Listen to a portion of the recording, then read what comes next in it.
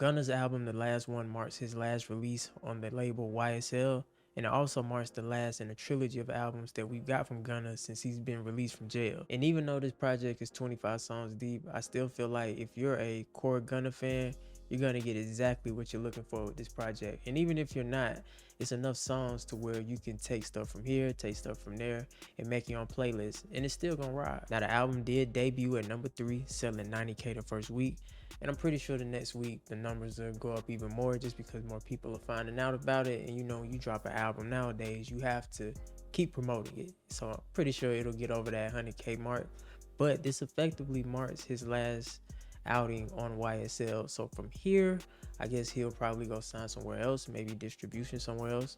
Maybe he starts his own label, who knows? But yes, I guess the era of YSL is officially over. And it's kind of sad because they made great music during their height, but again, things have to grow, things change, and it's time for a new era. All right, so let's get into these producers. On the album, you had producers like Turbo, of course, the long-standing producer that he's been working with forever.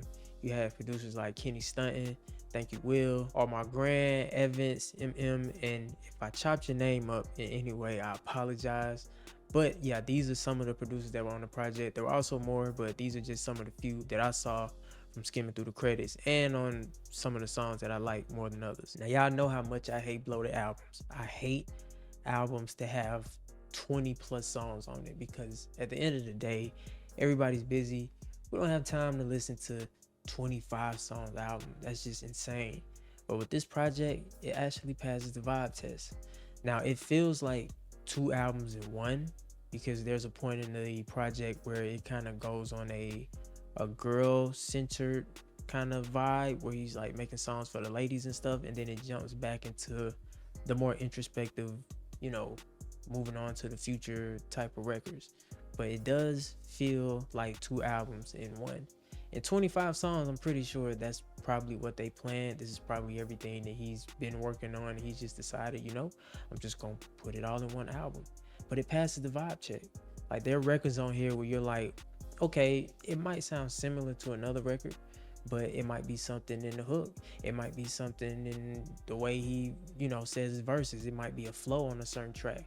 It might be a sound that a producer used on a certain track. But for some reason, this whole album goes. There are a few that you might skip, but for the most part, it goes. All right, so let's get into some of my favorite tracks from the album. And the first is gonna be Sock Passe. Now, Sock Passe sounds like vintage Gunna. It sounds like the YSL Gunna, Drip or Drown Gunna. It seemed like he went back to the flow on that one. And it was produced by Turbo. I think I saw Kenny Stunton's name in there. Thank You Will. Couple producers were on this one right here, but Sock Passe go crazy. Like I said, it just reminds you of that old Drip or Drown Gunna, like that YSL flow. And of course the beat is crazy as well. Next up is Biting My Game. Now, when I first heard this track, I ran it back. It was probably the track that I ran back the most, you know, because the hook is just infectious. And this one was actually produced by Lord Cap and Evans Beats. Hopefully I'm saying that right. Y'all know I do not like chopping up producers' names because I want the producers to get their credit because they were just as much a part of this as anybody else. But yeah, that's produced by them and easily one of the best tracks on the album. And it's too short, if we really being honest. Like, I wanted it to kind of go on some more, but one of the shortest but one of the best tracks on this project, Biting My Game. Prototype, produced by Turbo and Kenny Stunton. Now, this is another one that I like.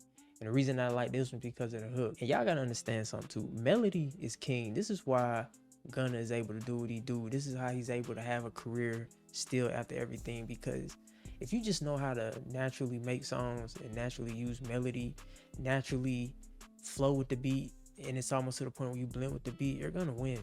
Like, you're gonna eat every time, right? So I like this record, and like I said, it's more so because of the hook on it.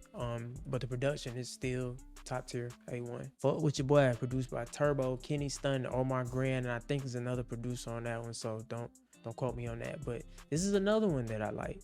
And I like this one because it kind of got like Atlanta slang. Now, y'all probably are like, what you mean? Like, fuck with your boy? Like, that's what we say down south. And it was actually a song back in the day, back in my teenage club days, you know, when I was outside in them streets. But yeah, you know, it was a song back then called Fuck With Your Boy, fuck with your boy.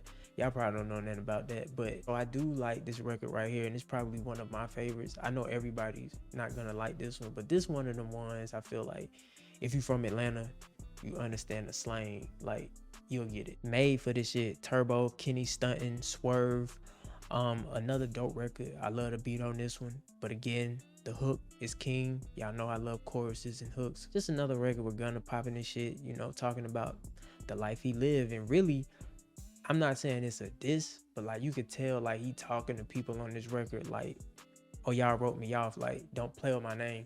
You know what I mean? Like I'm really him, like I really do this. Like, and you know, justifiably he feels like that, right? You know, when the whole trial thing happened, everybody turned their back on him.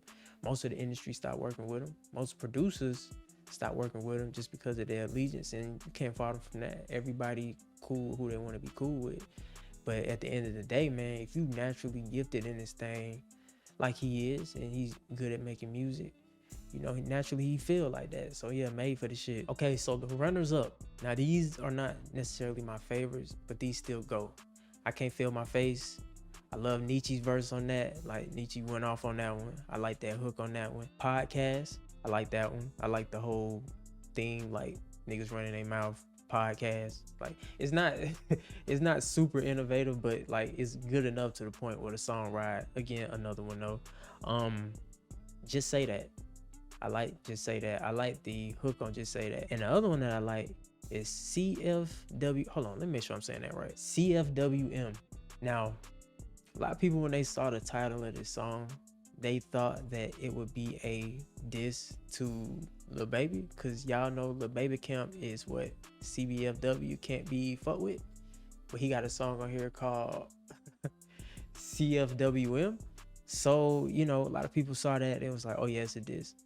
But I didn't really take it as a diss. Again, it's another record like made for this shit, where he pretty much just saying like, look, I cannot be fucked with in this music thing. Like I'm really that. I'm really him. And you know, shit, you can't fault a man for feeling like that. But you can definitely tell that there was like a slight jab at Lil Baby and what he had going on by naming this song that, knowing that people would see it and point it out. But I just thought that was interesting. All right, so final thoughts. It's a great album. Like I said, if you're a Gunna fan, you're gonna get a lot of what you've been used to. You're gonna get some new stuff. You're gonna get features with artists that he's never worked with before. Like he has WizKid on here. He has artists like Asake. So Gunna is moving more to a like worldwide fan base, right? And you know, I think that's just a natural step for him. Like I said, he was with YSL and he did what he did under YSL, but at the end of the day, he's naturally talented, right? He naturally knows how to make songs. There's a video online of Gunna making songs for his school back in the day. I think it was something for a class project or something. But even back then, like he knows how to make songs. This is what he does. Versus some people that might get in the game and just do it for the money. Like I think he's really doing it for not only the respect on his name, but he just really got a love for the craft, and you love to see that from artists. Now, of course, I saw the Thug and, you know, Gunna thing going down online. I saw the stuff that Thug was saying about Gunna, about, you know, just little shots here and there. And, you know, at the end of the day, man, they both made great music together. But in my honest opinion, I do believe that YSL is going to miss Gunna. And they're going to miss Gunna because I don't think there's another artist on the YSL label that can replace the output, the ideas, the hook writing, just the things that Gunna brought to the table. I don't see no other artist on YSL doing that as of now. Not saying that can't happen in the future, but as of now, I just don't see that. Lil Keed was supposed to be the next up, you know, but unfortunately he passed away, and it's super unfortunate because I always felt like Keed was the next iteration of YSL. He was gonna be the one to take it out of here, and Gunna was gonna be like the capo, but none of that turned out how it, you know, was supposed to. You know what I'm saying? So now you got a label where, yes, they will be eating off Gunna's old catalog, but everything moving forward is going to be in Gunna's hands, in his power. But I do think that the label is missing an artist like Gunna. And you like say, if Keed not there, who else gonna carry the torch? You know, Thug can still, you know, bring in the numbers and stuff like that, but like I said, it just don't equal to what the output that him and Gunna had. I mean, think about it. Some of Thug's biggest hits, like hot and ski. Like they got Gunna on there. You know what I'm saying? I'm pretty sure Thug being the CEO, the boss, anything that come through there that's a hit, Thug gotta have a verse on it. You know what I'm saying? But it's nothing like that going down no more. You know what I mean? And it's unfortunate, but hey man, everybody's story is different. That's how life turned out. And a lot of times the people you grow up with, the people you come into the game with might not be the people you lead with. So at the end of the day, you just gotta make your mark and, you know, make it in the right way. So a solid project. You know, I don't really do ratings and nothing like that, but I do recommend, you know, if you into that player type of music, if you into that lifestyle type of music, a lot of people call it get ready with me music. I wouldn't necessarily call it get ready with me music, but I mean, it's fly music, man. It's player music, the same type of style of music that I grew up on when I grew up listening to 8 Ball and MJG, listening to Mace, like wanting to be a player like them, you know what I'm saying, listening to Too Short. It's that same vein of music, but it's not bad. You know what I mean? Like, I know a lot of people say, oh, it sounds the same, but I really don't think it does. I think it's more so a vibe, more so than everything sounds the same. But out of the 25 tracks, I added 18.